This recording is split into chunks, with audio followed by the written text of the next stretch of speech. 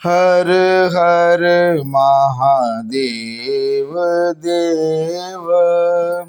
धर्म प्रेमी बंधुओं, आज 23वें अध्याय में आप सब सुनेंगे विष्णु द्वारा माया उत्पन्न कर वृंदा को स्वप्न के माध्यम से मोहित करना और स्वयं जलंधर का रूप धारण कर वृंदा के पातिव्रत का हरण करना, वृंदा द्वारा विष्णु को शाप देना तथा वृंदा के तेज का पार्वती में विलीन होना। व्यास जी बोले, हे सनत कुमार, हे सर्वज्ञ, हे वक्ताओं में श्रेष्ठ, अब आप बताइए कि विष्णु ने वहां जाकर क्या किया और उस स्त्री ने अपने धर्म को कैसे छोड़ा। सनत कुमार बोले, दैत्य जलंधर के नगर में जाकर विष्णु वृंदा के पातिव्रत धर्म को नष्ट करने का विचार करने लगे। मायावियों में श्रेष्ठ उन्होंने वृंदा को स्वप्न दिखाया और स्वयं अद्भुत रूप धारण कर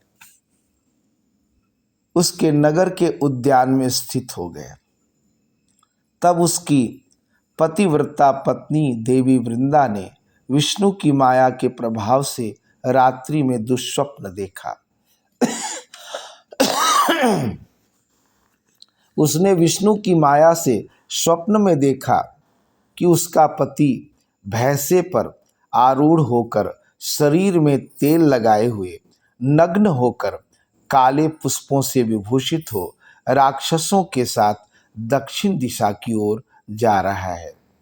उसका सिर मुड़ा हुआ है और वह अंधकार से ढका हुआ है। इसे दुष्स्वप्न कहते हैं। यदि इस तरह का स्वप्न दिखाई दे तो ये बहुत बड़ा दुष्स्वप्न है कि कोई भैंसे पर आरूढ़ होकर शरीर में तेल लगाकर नग्न होकर काले पुष्पों से विभूषित हो और दक्षिण की दिशा की ओर जा रहा हो, सिर मुड़ा हुआ हो, अंधकार हो, तो इसे दुष्स्वप्न कहते हैं। इसी तरह उसने अपने को और अपने नगर को समुद्र में डूबते हुए देखा। इस प्रकार उसने रात्रि के शेष भाग में बहुत प्रकार के दुष्स्वप्नों को देखा। जैसा कि माना जाता है कि रात्रि के शेष भाग में देखे गए सपने सच होते हैं, तो वृंदा ने भी रात्रि के अंतिम भाग में इस तरह के दुष्स्वप्नों को देखा। इसके बाद वह बाला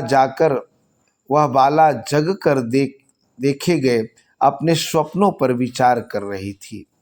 फिर जब जगी तो अपने सपनों के बारे में विचार करने लगी कि उसने उदित होते हुए सूर्य को छिद्रयुक्त और निष्प्रभ देखा। जब वह जगी तो भगवान सूर्य को छिद्रयुक्त और निष्प्रभ प्रभाहीन देखा। इन घटनाओं को अनिष्टकारी जानकर वह भय से विह्वल हो गई और रोने लगी। उसे द्वार, अट्टालिका आदि कहीं भी शांति नहीं मिली। तदंतर वह अपनी दो सखियों के साथ नगर के बगीचे में गई, परंतु उस बाला को वहां भी कुछ शांति नहीं मिली। इसके बाद वह जलंधर की स्त्री दुखित होकर घबराती हुई एक वन से दूसरे वन में गई, किंतु वह अपने विषय में कुछ नहीं समझ पाई। घूमती हुई उस बाला ने सिंह के समान मुख वाले, चमकते हुए दाढ़ और दांत वाले भयंकर दो राक्षसों को देखा। उन दोनों को देखकर भय से विह्वल वह ज्यों ही भागने लगी, त्यों ही उसने शिष्य के साथ मौन बैठे हुए शांत एक तपस्वी को देखा। तदंतर भयभीत उसने उन तपस्वी के गले में भुजा रूपी लता को डालकर कहा, हे मुने, मेरी रक्षा कीजिए, मैं आपकी शरण में आई हूँ। दो राक्षसों द्वारा पीछा की जाती हुई तथा भय से विह्वल उसको देखकर मुनि ने हूँ शब्द से ही उन दोनों राक्षसों को शीघ्र भगा दिया। हे मुने, उनके हुंकार मात्र से भयभीत हुए भागते हुए उन दोनों राक्षसों को देखकर वह दैत्येंद्र पत्नी वृंदा अपने मन में बहुत अधिक विस्मित हो गई। तदंतर भय मुक्त वृंदा ने उन मुनिनाथ को हाथ जोड़कर दंडवत भूमि पर प्रणाम कर यह वचन कहा। वृंदा बोली, हे दया के सागर, हे मुनिनाथ, हे दूसरों की पीड़ा को दूर करने वाले, इन दुष्टों के घोर भय से आपने मेरी रक्षा की है। हे कृपा के सागर, यद्यपि आप सर्वज्ञ हैं, सर्वथा समर्थ हैं, तथापि मैं आपसे कुछ निवेदन करना चाहती हूँ, कृपया आप उसे सुने। हे प्रभु, मेरे स्वामी जलंधर रुद्र से युद्ध करने के लिए गए हैं। वे वहां युद्ध में कैसे हैं? हे सुब्रत, आप उसे मुझसे कहिए। सनत कुमार बोले, उसके वाक्य को सुनकर कपट करने करके मौन बैठा हुआ तथा स्वार्थ को सिद्ध करने में कुशल वह मुनि कृपा करके ऊपर की ओर देखने लगा। उसी समय दो बंदर आए और उसको प्रणाम कर सामने खड़े हो गए। इसके बाद उनकी भौहों के इशारे से नियुक्त होकर वे आकाश की ओर चले गए। हे मुनीश्वर, आधे क्षण में ही लौटकर जलंधर के मस्तक, धड़ और दोनों हाथों को लेकर वे उसके सामने खड़े हो गए। वह वृंदा सिंधु नंदन जलंधर के सिर, धड़ और दोनों हाथों को देखकर पति के दुख से दुखित तथा मूर्छित होकर भूमि पर गिर पड़ी और विलाप करने लगी। वृंदा बोली, हे प्रभु, जो आप पहले सुख की बात सुनाकर मुझे प्रसन्न किया करते थे, वही आज आप अपनी निरपराध पत्नी से बोलते क्यों नहीं? अहो, जिन्होंने पहले गंधर्वों के साथ विष्णु और देवताओं को भी पराजित किया था, वे त्रैलोक्य विजयी आज एक तपस्वी से कैसे मारे गए हैं? हे दैत्य श्रेष्ठ, मैंने आपसे पूर्व में कहा था कि शिव परब्रह्म है, परंतु आपने रुद्र के तत्व को न जानकर मेरे उस वाक्य को स्वीकार नहीं किया। आपकी सेवा के प्रभाव से मैंने जान लिया था कि आप कुसंग के वशीभूत होकर गर्व के कारण मेरी बात नहीं मान रहे हैं। अपने धर्म में परायण जलंधर की पत्नी इस प्रकार कह कह कर दुखित हृदय से अनेक प्रकार से विलाप करने लगी।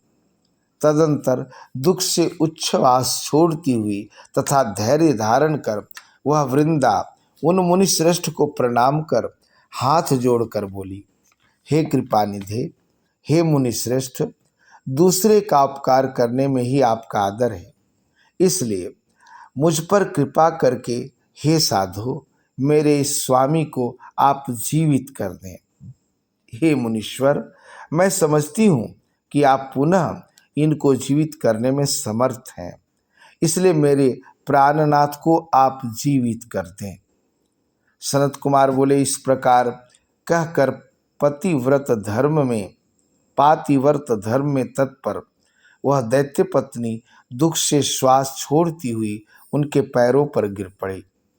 मुनि बोले, यह युद्ध में रुद्र के द्वारा मारा गया है, इसलिए इसको जिलाने में मैं समर्थ नहीं हूँ, क्योंकि रुद्र के द्वारा युद्ध में मारा गया व्यक्ति कभी जीवित नहीं होता। तथापि शरणागत की रक्षा करनी चाहिए।